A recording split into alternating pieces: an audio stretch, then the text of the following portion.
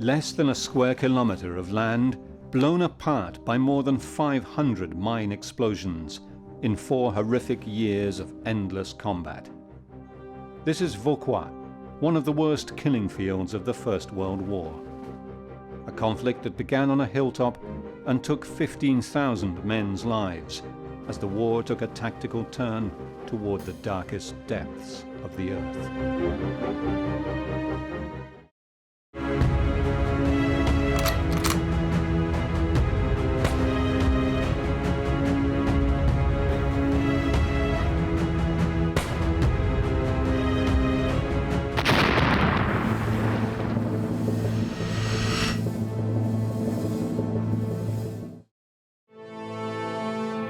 There is nothing left of the French village of Vauquois. In its place, there is just this desolate lunar landscape. It is often forgotten that here most of the Great War was fought underground.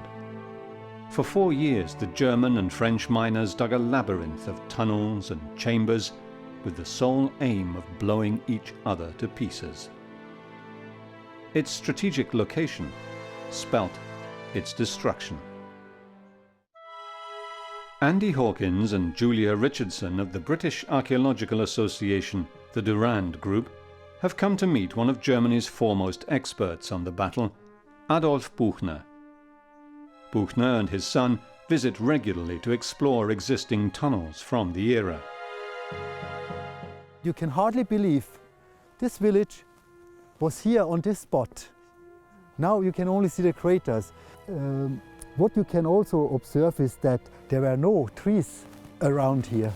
This explains that once the German or the French were here standing around having a view in all directions.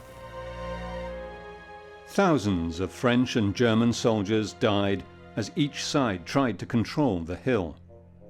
In the horrific stalemate, tunnellers on both sides blew a total of no less than 539 mines underneath the spot where a quiet village once stood.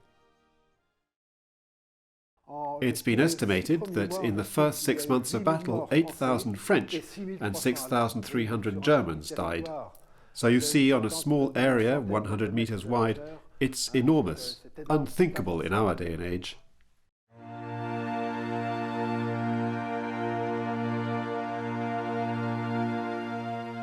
First real mine warfare explosion was done on 13th of May 1915. Right. There were 2 German explosions and 1 French one. Okay. And from that the mine warfare started really. Until the last explosion was a German one. It was on the 9th of April 1918. Adolf Buchner has privately published the diary of one of the protagonists of this battle, Herman Hoppe, a German pioneer specialized in siege warfare, tunneling and explosives. It is interesting because it gives us a glimpse of the life of the sapper, and it shows the differences between the lives of a sapper and a sapper engineer and an infantryman. In August 1914, Germany invaded France in a wide, enveloping movement through neutral Belgium.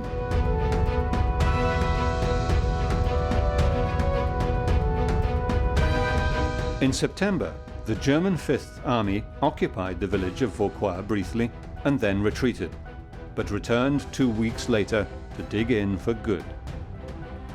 The hill was a key position from which 2 important valleys and a vital railway line could be controlled. We find out that Herman Hoppe had a brother-in-law, Willy Fischer. The brother-in-law drew a postcard of his own of Vauquois in 1915. Willy Fischer was in the 98th, and he was there on the 15th of September 1914. Then they withdrew from Vauquois, and he was with the last troops to leave Vauquois, and the village was practically intact.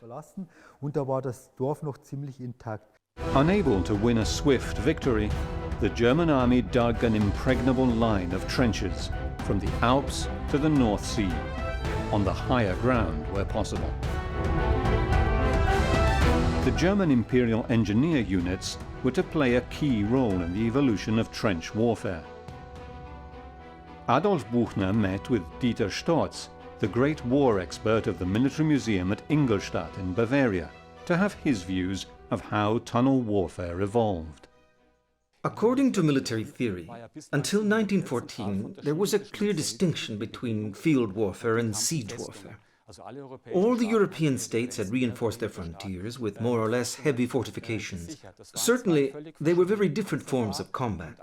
When the front stabilized, they introduced this specialized form of siege warfare, which all of a sudden became a normal form of combat. Many weapons and many combat methods that were typical of siege warfare became daily routine in trench warfare. Mine warfare was amongst these. Balloon warfare should also be mentioned. In the decades before the war, the German Imperial Army embraced modern military technology like no other army in Europe. The machine gun used the recoil of each shot to load another round, making it a super rapid-fire killing weapon.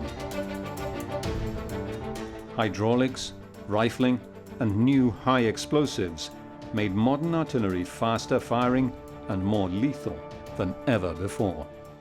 Germany had the advantage of a very strong heavy artillery that they had developed before the war.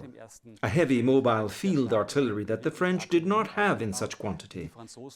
The British had artillery that was structured similarly to the German, but in smaller quantities. German engineers like Herman Hoppe adapted the cellars of the original houses that once stood in the village into bunkers, redoubts, and machine gun posts. Cement and steel were brought up from the rear to make them solid and resistant to French attacks. They built trenches on the southern flank of the hill. The firepower at the defenders' disposal was simply unbeatable. The first company of the 30th Pioneer Battalion arrived in Vauquois because the French were preparing tunnels. So the company turned up in Vauquois on the 7th of January 1915. Die Kompanie auf Vauquois erschien war der 7. Januar 1915. The French were determined to recapture the hill, with its view of a strategic road and rail routes between Paris and Verdun. In December 1914, whole French infantry regiments made massed frontal charges against it. A month later, the French had regained a precarious hold of the bottom of the hill. In February 1915, the attacks by the French redoubled. Decimated by shrapnel from German artillery, the infantry conquered the German second-line trench, just 20 meters further up.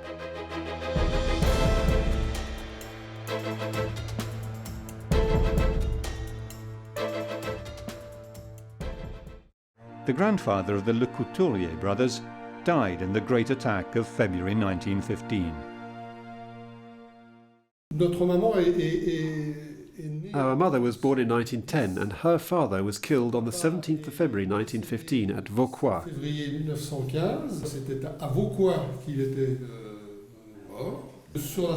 On the single day of the 17th of February 1915, more than 1,000 soldiers died on the hill of Vauquois.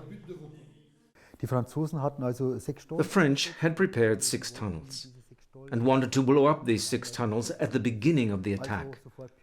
So the sappers had to dig counter-tunnels, and on the 7th of January, the first countermine blew that caused little damage.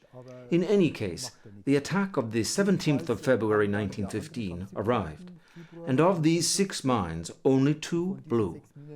They didn't do much damage, but enough to allow combat to reach the village. By March 1915, the French were consolidating a position in the village. 8,000 French soldiers had been killed. 6,000 Germans had died in the counterattacks. During the March 1915 battle that raged on the summit of the hill, the Germans employed a new, terrifying weapon, the flamethrower. Das Interessante an der Waffe der Flammenwerfer ist, dass sie zunächst bedient worden ist von Leuten, die aus der Feuerwehr kamen. The interesting thing about the flamethrower is that it had to be handled by firemen who were used to managing fires. The flamethrower was a close combat weapon and had a very strong psychological effect because fear of burning is obviously one of man's greatest fears. The ability to resist a flamethrower attack involves a good dose of courage and discipline in the troops under attack. Anyway, the enemy had been pushed back. Then the next attack came, on the 28th of February. And this was without mines or mine preparation, but the sappers were on the spot and had to take care of finding shelter for the troops. There were a lot of people in Vauquois, 2 battalions, and they had to try to stay on the hill. The French had intensified their attacks and then prepared even heavier artillery, firing shells up to 27 centimeters, very big shells. And when they exploded, they made craters 8 meters in diameter and 5 meters deep, so obviously they tried to dig even deeper. The village was reduced to rubble. The gardens and woodland that surrounded it were now just one of the thousands of killing fields of the Western Front, but with a difference.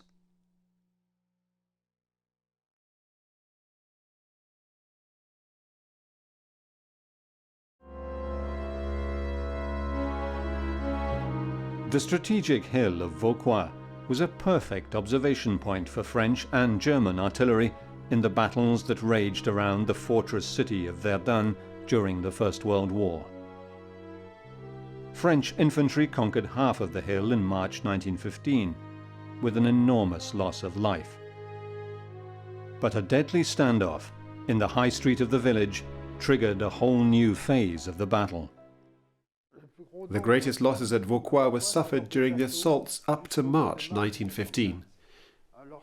During these assaults, up to 1,000 soldiers were put out of action, killed or wounded. The mine war that followed for the next 3 years didn't cause many victims. Many by our standards, and we're talking about 800 dead in those 3 years, both French and German. So you see, compared with a day of French or German attacks in 1915, it's significantly less. What is certain is that, for example, the 1st Company of the P-30 Battalion lost 69 men, together with the infantry, in the period between the 7th of January 1915 and the date they had to leave for the other front, that's to say, the 9th of April 1918. In that period, they lost 69 men, of which 57 died, and of which 9 died from gas poisoning. Nowhere else along the 1,000-kilometer Western Front did the war literally go underground. Over the 4 years of the war, the French and Germans exploded hundreds of mines in a bitter attempt to prevent each other from dominating the hill.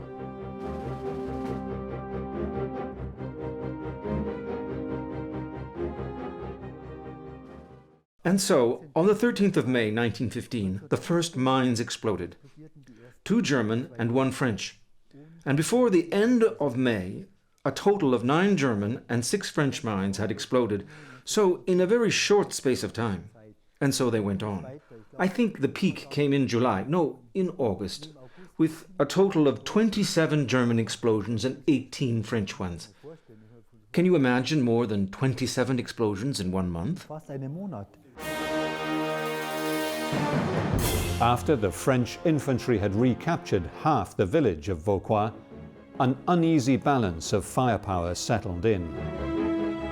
The church and its chestnut tree became symbols of the destruction and the descent into the hell of tunnel warfare. In May 1915, 3 French mines were exploded on the west of the village, and the infantry attacked to occupy the northern edge. It was yet another bloodbath. The Germans exploded 3 on the eastern part of the hill. As infantry attacks became too costly in lives to continue, the tunnelers dug deeper and drove their galleries towards enemy tunnels to destroy them before the mines could be set off. These anti-tunnel mines were called camouflage. Obviously, it was very frightening to work in tunnels. Men feared for their lives, not knowing what the enemy was doing close by, whether he was going to blow a mine or not blow one. Adolf has taken Andy and Julia underground to explore the tunnels. Here, attack tunnels were driven towards enemy lines, close to living quarters and logistics facilities. In the Spanstollen, Paul Rader, this was a pioneer of the first company, he lost his life due to gas in the Spanstollen. And Paul Rader was a very good comrade to Herman Hoppe, and Herman Hoppe has his picture. On the 21st of February 1916, 3 German armies attacked the French towards the city of Verdun in an attempt to bleed France dry of soldiers. It was the strategy of annihilation employed by the new German Chief of General Staff, Erich von Falkenhayn. He believed that he could lure the French into murderous counterattacks so they could be decimated by artillery and machine guns. The massive attack on Verdun pushed local commanders on the hill of Vauquois to do more to capture the strategic high ground. The French engineers inched their way forward over the months, and on the 23rd of March 1916 placed a 12-ton mine under the German positions where the church had been. It killed 50 German troops, but the infantry attack that ensued was still repulsed by the well-entrenched Germans who fell back to the second line. In 1916, the Underground War took a completely new turn. The comrades of Hermann Hoppe decided to blow a massive crater on the western side of the hill, in revenge for the mine of March. They used their favorite ammonium nitrate explosive known as Westphalite. The result was a crater that ripped the heart out of the hill and took the Underground War to new extremes. They began a series of explosions trying to better the enemy, and so the biggest explosion on the hill of Vauquois was the one on the 14th of May 1916, which was 60 tons, 60,000 kilos of Westphalite, which exploded and blew up the whole of the west side of the hill. The French were surprised by this explosion. You can understand that after this explosion the morale of the French was very low, and they never used more explosive than that. That day the French were outdone. Andy and Julia are looking for the tunnel that led to the massive May 1916 mine that marked a turning point in the underground battle and killed 109 French infantrymen.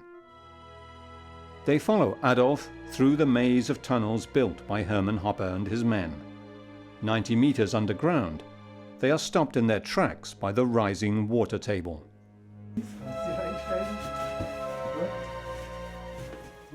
So we're in this entrance tunnel now, so we're coming down and we've been stopped by this sump because it's too big to go across. Yeah. Okay. And it's filled with water this time of year, of course. Yeah. So can you tell us then where we were going and the story behind the attack that the particular tunnel was going? Okay, we are now in the west position of Vauquois, and on 23rd of March 1916 the French met an explosion in the center of Vauquois, which was a surprise for the Germans. The listening service did not hear the advance.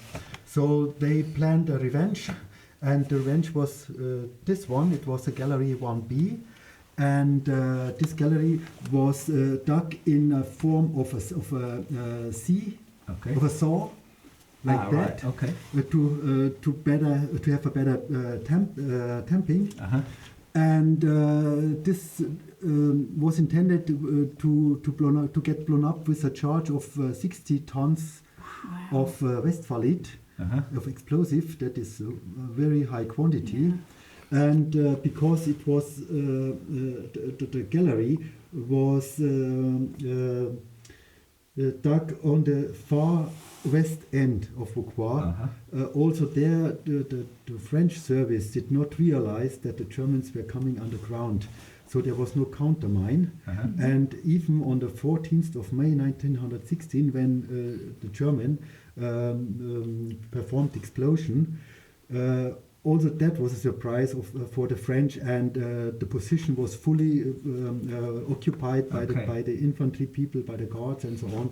So the loss was about 109 men.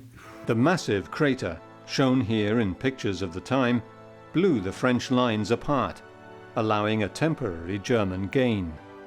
The German tunnels were fully equipped to host hundreds of men to defend what was left of the village.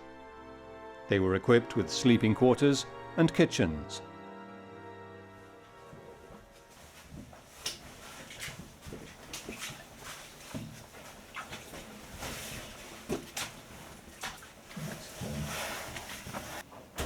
There are beds, you know beds? Beds, bunk beds. Yes, a very, very simple construction, a wooden one. We have also seen constructions with this iron, the Schumann-Eisen. With the holes, interlocking holes. With the interlocking holes, and you can very easily construct such a bed. It's not stable like that, it's more moving. I imagine that would shake a fair bit as Yes, yes. Once you are started shaped by wave, by shock wave from the explosion, then I mean... It would exaggerate it. A garrison of 1,000 German soldiers lived here, mostly underground in a well-designed and protected area. Hygiene was basic. Lice, fleas and rats infested their bedding and food. Nearby were the kitchens, where the soldiers would come to eat in one of the day's fleeting human moments. Adolf personally excavated what seems to be a kitchen facility close to the attack tunnel. People passed here to receive their plates. Yes? Just for the steam as it's cooking out the back. Yeah. Oh, don't tell me that. I don't know what that spoiler was.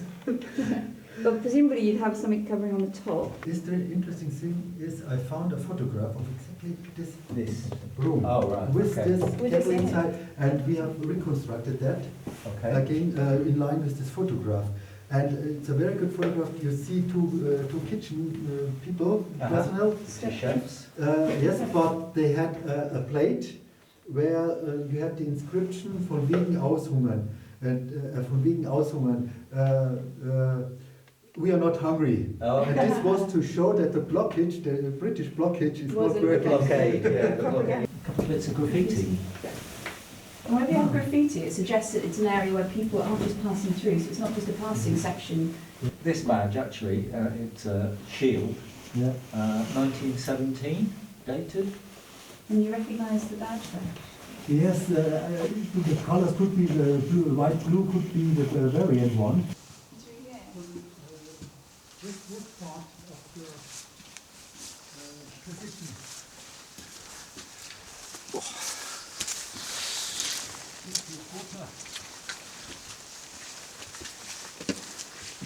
On the other side of the hill, the French planned their revenge. Starting from their rear line, they brought in a light railway to bring out debris and dug even deeper under German trenches. The Germans and French raced to go deeper to attack each other's tunnels and blow each other's trenches. So this picture is a mine explosion. It's a German picture, a German explosion. I don't know when it was taken, on which day, but it comes from Vauquois, and it shows that a mine explosion was like a volcano, and it would have been placed under a trench with men inside it. There couldn't have been any survivors. This map of the trench lines of the French and German sides of the hill indicates how much better the German redoubts were supplied and defended. Adolf takes Andy and Julia to look for the generator room, the supply of the basic comfort of the tunneler, light. We are now in the front of the Kaiserstollen, or the Kaiser Gallery. It was one of the main galleries who was in use in operation in 1916.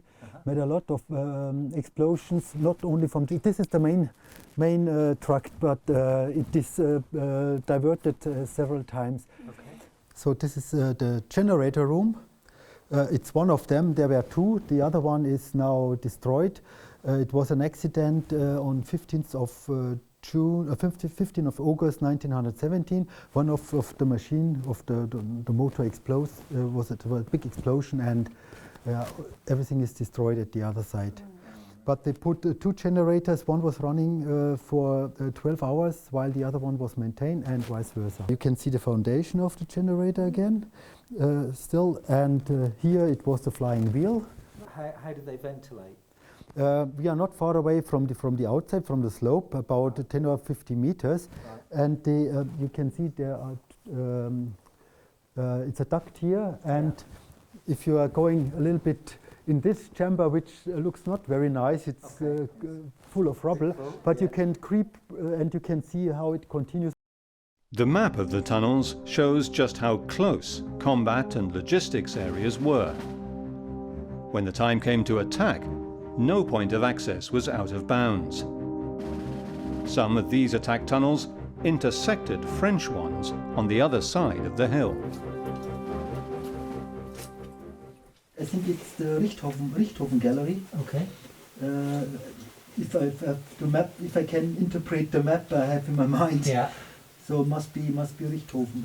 But again, this is another one that's sort of full of water, isn't it? Yes. So are we actually below the water table? We here? are below the water table. Right. And there's another fighting gallery left behind me. Yeah. It's also full of water. Right. And in summertime the water level will sunk, but it will always be remaining water inside. So Yeah. if you want to visit it, you have to pump. Oh, okay. By the end of 1916, the French and German lines ran roughly through the center of what had been the village, just a few meters apart. As the main effort of the war moved elsewhere, the garrisons fighting for Vauquois became depleted. Just a battalion of 1,000 men on each side held the line. Life in the dugouts and trenches was horrific on both sides, but especially for the under-equipped French. The small museum that stands at the foot of the Vauquois hill tells the story of the men who fought each other here to the death. Over the years, armies developed light machine guns that could be served by a single man, making life more hellish than ever. They were very precise weapons, but they were very heavy for certain tactical needs, so light machine guns were introduced. The French and the English went ahead, as you see here with the French model Chauchat and the British Lewis machine gun. The Germans had to keep up and created their own model. Since they didn't have light machine guns in stock, they used their old machine gun, the MG-08, but adapted it to have a lighter structure. Small mortars were developed to lob shells into the opposing trenches during an attack. They kept the defenders' heads down for a few vital seconds as the infantry made slow progress through the barbed wire entanglements. Opposing trenches were so close that artillery support was impractical. A few kilos of explosive and shrapnel could kill 5 or 6 men. Each time one was fired, the other side would retaliate. The hand grenade was a weapon developed for sappers during siege warfare. Who used hand grenades before 1914? Sappers and anarchists. Then they were used in the First World War, when trench warfare developed, and they became one of the most common infantry weapons. The hand grenade became a preferred weapon for attackers when rifle fire failed to kill the enemy. At first, the French used these primitive hair cone grenades that were little more than cans of explosives attached to a wooden plank and ignited using an open wick. The Germans used stick grenades. Eventually, both sides began receiving more sophisticated weapons. The French received grenades based on the Mills internal fuse system, and the Germans began using the famous stick grenade ignited by pulling a cable inside the stick handle. Trained infantrymen could throw these about 20 meters, not far enough to reach the opposing trench, so usable mainly in defense or during a surprise attack. Building dugouts and tunnels was slow, tedious work. Both sides used tools such as these picks and hammers to excavate the soft flint rock. Ici, c'est la roche, c'est de la gaie, c'est une roche relativement tendre qui se maintient. Here the rock is flinty sandstone, which is very soft rock and is perfectly preserved if kept damp. So they used picks and shovels like these tools of the time. We found them with their wooden handles, and in water wood doesn't rot.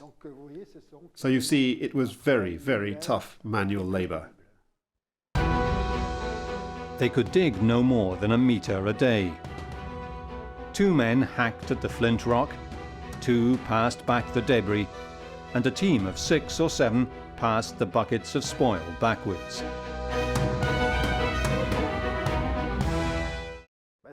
These tunnels were very small for the simple reason that the more you dig, the more materials you have to take out. So they dig the least possible, on both sides, on the German side and on the French. An attack tunnel was on average 70 centimeters wide and 1 meter high. So you see, you couldn't even stand up inside. Over the months, the French and German miners developed primitive systems for detecting enemy digging, such as pans of water, which would make ripples with even the smallest vibration. Counter-mining became as important as mining. This meant digging towards the enemy tunnels and, if possible, destroying them with small explosive charges, called camouflage. The mining war became more and more sophisticated as the war dragged on. One key instrument developed to detect enemy activity was this, a form of stethoscope for listening to the earth, called a geophone. It amplified the echoes made by iron against rock and warned the tunnellers that their enemy was near. It was very important, essential. Using this listening system, at the end of the war they knew where the enemy was and what he was doing. So using these listening devices, they would take their tunnels under the enemy trench or enemy attack tunnel, then they'd lay explosive charges and blow them up and destroy them like that. This French tunnel starts in the second line trench and extends under the German front line, and has several lateral listening tunnels to allow engineers to precisely locate enemy activity. There was a listening post every 50 meters. Once the location of the enemy was identified, action had to be taken. Mainly, this consisted in driving a small tunnel towards the source of the sound and packing the new chamber with a small explosive charge.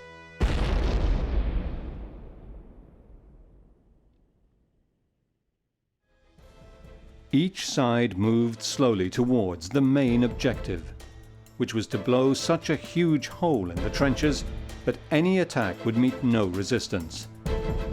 It was a deadly game of cat and mouse. As the year of the bloodbaths of Verdun and the Somme drew to a close, the commanders on Vauquois Hill began studying some radical new solutions.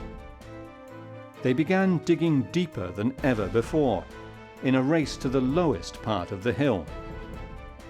Their goal was simply to raise all 120 meters of hill to ground level. If neither side could have it, no one would. By early 1917, 2 years after the French infantry had conquered the hill of Vauquois with such heavy loss of life, the commanders began the deepest mines of the whole campaign. This diagonal shaft is one of 3 that went 40 meters into the earth.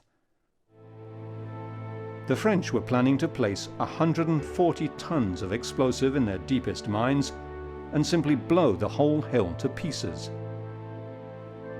The Germans too were digging in the relative safety of their concrete bunkers. Their plan was to go even deeper.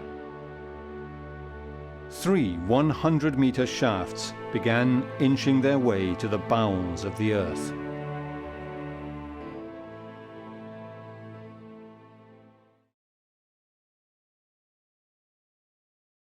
Adolf, Andy and Julia have reached the lowest part of the maze of tunnels where the Germans planned their most ambitious explosion yet. In summer 1917, the first P-30, that means the first company of the Pioneer Battalion 30, they had the plan to blow up the full hill. And they started to dig three tunnels down to a level of 9,900 meters. And they calculated a charge which was 280,000 tons per gallery. That means 840 tons. Yeah. 840 tons for all the 3 1. They applied. They had to apply for the ammunition for the explosive. And somebody said, what do you need? 140 tons of explosive? Yeah, quite. Look, we would like to make an offensive in spring 18. We need all what we have. And you, with your mine warfare, bring it to an end. Stop it with this bloody thing. And you Pioneer, your company, you will leave this sector as quick as possible and go to the western part, to the western front. Right, okay. So this was more or less the hint, or the end of the work duration of the P-30, because in April they had to move.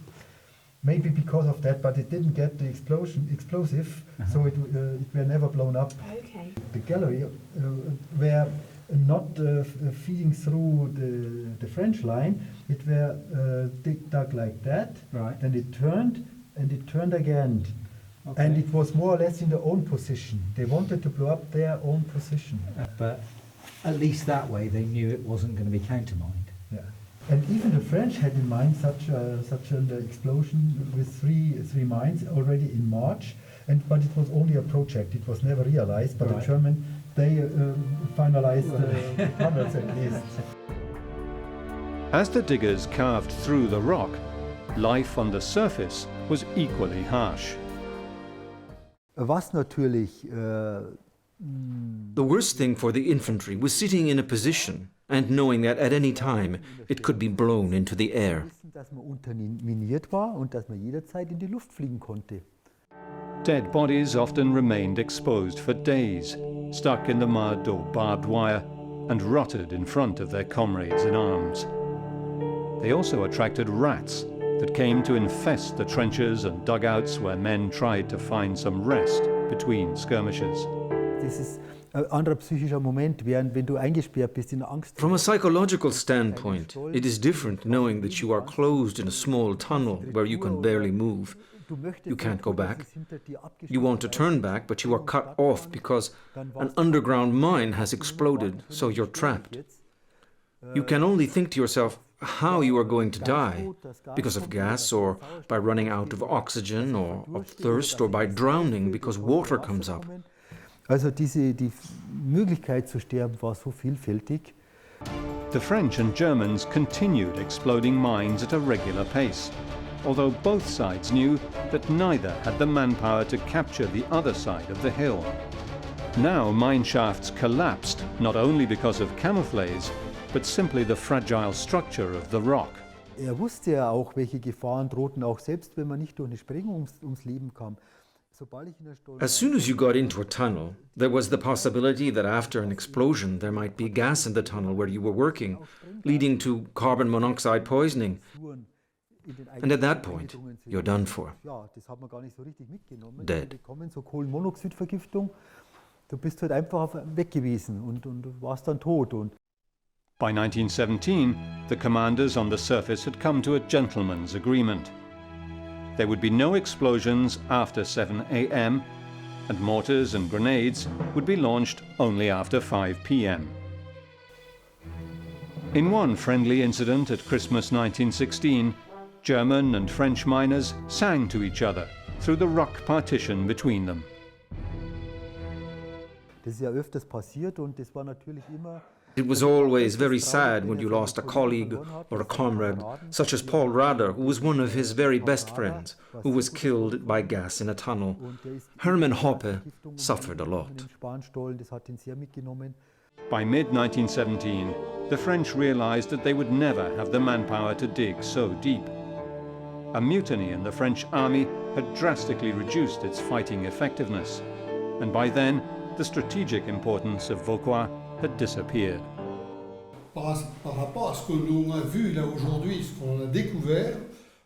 After what we saw today, what we discovered, we can just imagine the waste of men, the murderous folly of the fighting men, both German and French, and others. It was an incredible carnage. We've been told that there are still thousands of men buried under the hill of Vauquois.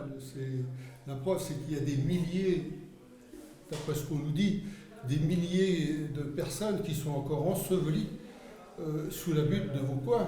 The Germans continued digging until March 1918, when they too abandoned their plan to totally destroy the hill.